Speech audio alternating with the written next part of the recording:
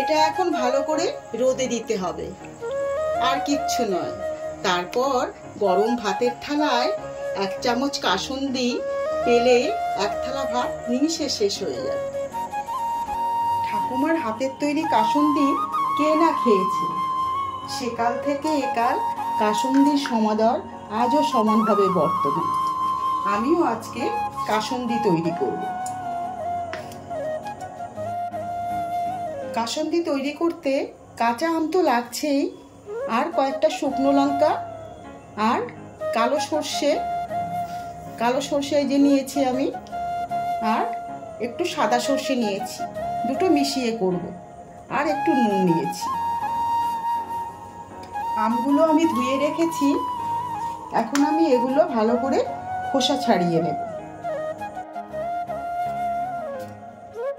আমগুলো ভালো করে খোসা ছাড়ানো হয়ে গেছে, এগুলো আমি এখন গামলার ভেতর করে ধুয়ে নেব। কাসুন্দি করার জন্যে আমি আমগুলো ভালো করে গ্রেটারে ঘষে নেব। সমস্ত আমগুলো গ্রেটারে ঘষে নিয়েছি। এই বয়মের মধ্যে আমি কাসুন্দিটা করে রাখবো, তার জন্যে আমি বয়মটা ভালো করে ধুয়ে রেখেছিলাম। এবার আমগুলো দিয়ে দিচ্ছি এর মধ্যে।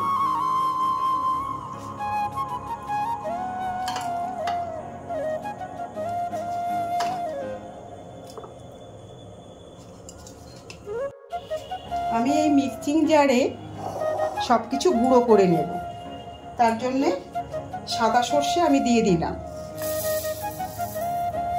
আর কালো সর্ষে দিয়ে দেব। আপনারা শুধু কালো সর্ষেও ব্যবহার করতে পারেন, আমি দুটো সর্ষে মিশিয়ে করছি। সর্ষেটা একটু বেশি লাগে কাসুন্দিতে, তাই আমি একটু বেশি করেই সর্ষে দিলাম। আর কয়েকটা আমি শুকনো লঙ্কা দেব। আপনারা শুকনো লঙ্কা ইচ্ছে করলে নাও দিতে পারেন, আমি একটু ঝাল পছন্দ করি, তাই 3-4টে শুকনো লঙ্কা আমি দিয়ে দিলাম।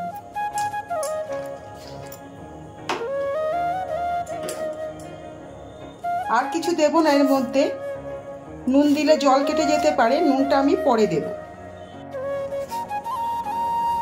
আমি সবকিছু মিশিয়ে গুঁড়ো করে নিয়েছি, গুঁড়োটা এরকম হবে। এবার আমি এগুলো বয়মের মধ্যে দিয়ে দেব।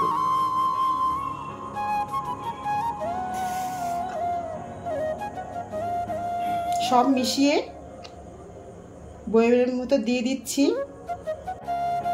এই যে কাসুন্দি রেডি হয়ে গেছে, তেলটা দিয়ে দিচ্ছি। এবার শুধু রোদে দেওয়া, আর কিচ্ছু নয়। কত সহজভাবে কাসুন্দিটা তৈরি হয়ে যাবে। ভালো করে একটু নাড়িয়ে চাড়িয়ে দেব, তারপরে রোদে দেব। 3-4 দিন রোদে দিলেই হবে। মুখটা ঢাকা দিয়ে রোদে দিতে হবে। এটা এখন ভালো করে রোদে দিতে হবে, আর কিচ্ছু নয়। তারপর গরম ভাতের থালায় 1 চামচ কাসুন্দি পেলে 1 থালা ভাত নিমিষে শেষ হয়ে যাবে।